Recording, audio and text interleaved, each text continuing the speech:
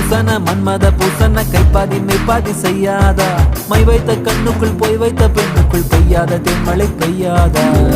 தரையில வெண்ண வச்சு அத பொக்குன்னு கைப்பத்த பாக்குறேன்